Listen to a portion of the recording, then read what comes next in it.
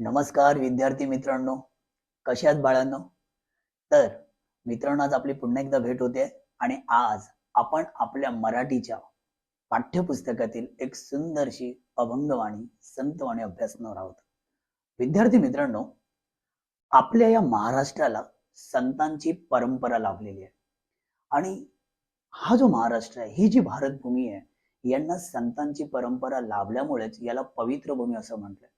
असं म्हटलं जातं की या मातीत जेवढे संत, जेवढे वीर जन्माला आले, आजपर्यंत जगात कुठल्याही मातीत इतके जन्माला नाही आले.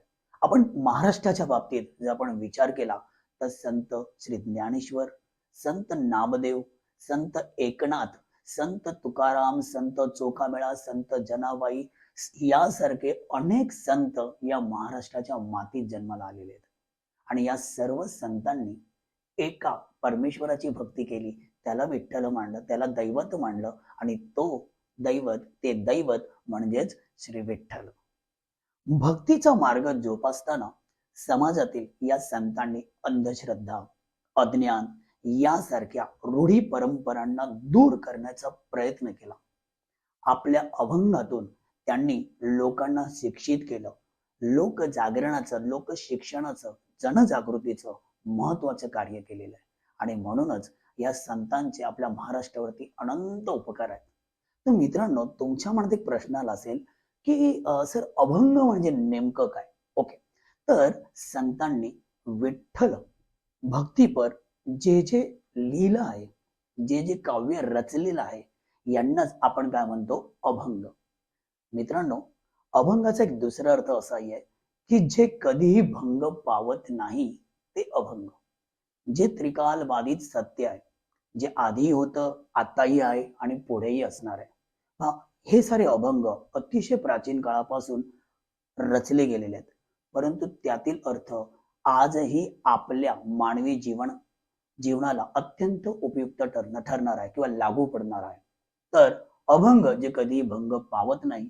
आणि दुसरा अर्थ, मराठी साहित्यातील कवितेचा एक प्रकार. आज आपण अशाच एका अभंगवाणीला अभ्यासणार आहोत. यालाच आपण संतवाणी असं म्हणतो. मग संतवाणी म्हणजे काय? तर मित्रांनो, संतवाणी या शब्दात दोन महत्वाचे शब्द आहेत. पहिला आहे संत. संत जे महाराष्ट्रात आपल्या इथे जन्माला आलेत. संत एक अशी व्यक्ती की ज्यांनी सर्व विकारांवरती मात केलेली आहे, त्याच्यावर विजय प्राप्त केलेले आहेत. आणि दुसरा शब्द आहे वाणी. वाणी म्हणजे वाचा, बोल.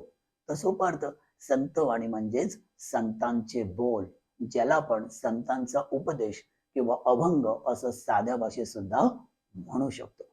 तर चला विद्यार्थी मित्रांनो, अशीच एक सुंदरशी संतवाणी आज आपण अभ्यासणार आहोत. तर तयार आहात तुम्ही? हा, किती सुंदर चित्र आहे, सुंदर ते ध्यान. आज या सुंदर त्या ध्यान मधलीच एक सुंदर कविता, एक सुंदर अभंग आपण पाहणार आहोत.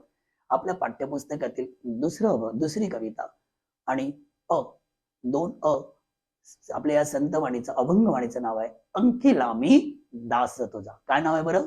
अंकिला मी दास तुझा. आणि या संतवाणीचे, या अभंगवाणीचे जे कवी आहेत, त्या कवीचं नाव आहे म्हणजे संत नामदेव. काय नाव आहे बाळांनो त्यांचं? संत नामदेव.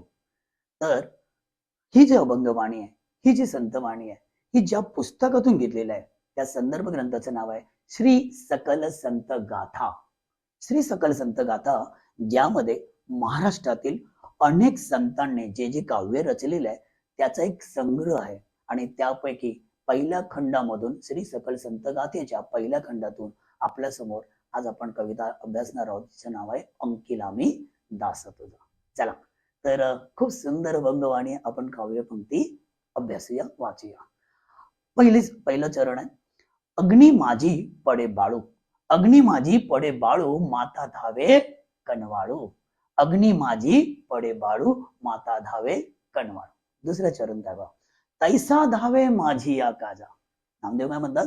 तैसा धावे माझी या काजा, अंकिला मी दास तुझा.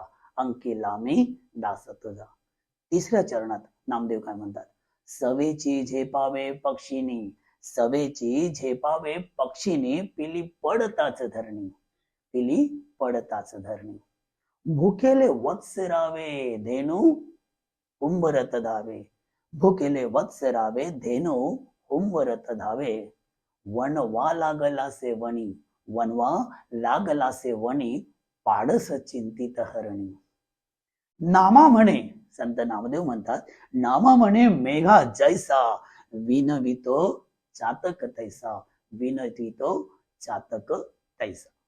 तर आपण काव्यपंक्ती अभ्यासली आहे, वाचन केलेलं आहे. आता नेमकं त्याचा भावार्थ, त्याचे शब्दार्थ आपण अभ्यासणार आहोत. तर मित्रांनो नीटपणे लक्षात घ्या. सगळ्यात प्रथम आपण संत नामदेवांचा म्हणजेच कवीचा आपण परिचय पाहूया. तर पहा, या ठिकाणी आपल्यासमोर एक चित्र येत आहे, ते संत नामदेवांचं. संत नामदेव यांच्याबद्दल आपण थोडक्यात माहिती घेऊया. संत नामदेव यांचा कालखंड जन्म 1270 ते 1350 हा त्यांचा कालखंड आहे. आणि सर्वात महत्वाचं त्यांचं कार्य की संत नामदेव हे आपल्या वारकरी संप्रदायातील एक थोर संत कवी आहेत. आता वारकरी संप्रदाय म्हणजे काय? सगळ्यात प्रथम वारकरी म्हणजे काय? जो वारी करतो तो वारकरी. विठ्ठलाची नित्य नेमाने जो वारी करतो तो वारकरी. आणि असा या वारकऱ्यांचा आपल्या महाराष्ट्रात प्राचीन काळापासून एक संप्रदाय आहे, एक पथ आहे, आणि त्यालाच आपण म्हणतो वारकरी संप्रदाय. या वारकरी संप्रदायातील संत नामदेव एक थोर संत कवी आहेत. पुढे आपण पाहूया. या नामदेवांनी, संत नामदेवांनी जे जे लिहिलेले आहे, की जे जे अभंग लिहिले आहेत, त्यांची भाषा अतिशय सुबोध, सरळ, सोपी आणि उत्कट आहे. That means common people can understand. सर्वसामान्य लोकांना पूर्वीच्या काळात संस्कृत किंवा ज्या भाषांमध्ये जे लिहिलेलं आहे ते कळत नव्हतं. सामान्य माणसांना संत नामदेवांची भाषा अतिशय सोपी, साधी वाटत होती. कारण आपलं हे सगळं ज्ञान संतांनी हा विचार केला की गावोगावी लोकांपर्यंत पोहोचलं पाहिजे. संत नामदेवांबद्दल आणखीन एक विशेष सांगायचा तर मित्रांनो, तुम्हाला लक्षात आहे का, आपण गेल्या वर्षी नववीला असताना आपण संत कृपा झाली हा अभंग अभ्यासला, आणि त्यामध्ये आपण पाहिलंय की संत नामदेवांनी, संत ज्ञानेश्वरांनी जो वारकरी संप्रदायाची स्थापना केली होती त्याचे आवार रचले. हो ना, तेवढं आठवत, त्याने रचिले ते आवार. तर त्यात आपण अभ्यासलं होतं की संत नामदेवांनी हा जो वारकरी संप्रदाय किंवा हा जो भागवत संप्रदाय हा केवळ महाराष्ट्रापुरता सीमित ठेवला नाही. तो दूर गावोगावी चालत चालत अभंग कीर्तन करत करत अगदी पंजाब पर्यंत, पंजाबीतील घुमान नावाच्या गावापर्यंत अगदी ते गेले होते आणि तिथेच वास्तव्य करत त्यांचे देहावसान झालं. अगदी पंजाबात जाऊन त्यांनी भागवत धर्माची पताका फडकवली. म्हणजेच हा भागवत धर्म म्हणजेच वारकरी संप्रदाय महाराष्ट्राच्या बाहेर पंजाब पर्यंत नेण्याचे श्रेय हे संत नामदेवांना लाभलेलं. मित्रांनो आणखीन एक महत्वाची गोष्ट की पंजाब मध्ये देखील जो शीख महत्वाचा धर्म आहे त्या शीखांच्या धर्म ग्रंथामध्येच, ज्याचं नाव आहे गुरु ग्रंथ साहिब, हे मी तुम्हाला माहित असेल, तर गुरु ग्रंथ साहिब मध्ये या संत नामदेवांची 61 कवने आहेत. 61 दॅट मीन्स 61 पोएम वर्सेस संत नामदेवजी के गुरु मुखबाणी गुरु ग्रंथ साहिब मध्ये समाविष्ट केलेले, आणि त्याला भक्त नामदेवजी की मुखबाणी, भक्त नामदेवजी की मुखबाणी ऐसा भी कहते. तर हे मित्रांनो, हा जो परिचय आहे संत नामदेवांचा हा तुम्हाला विचारला जाऊ शकतो परीक्षेत, आणि त्यामुळे याचा तुम्ही अभ्यास केला पाहिजे. तर आपण पोएट पाहिलं, आता टायटल आणि सेंटर आयडिया म्हणजेच कवितेची मध्यवर्ती कल्पना आपण पाहूया.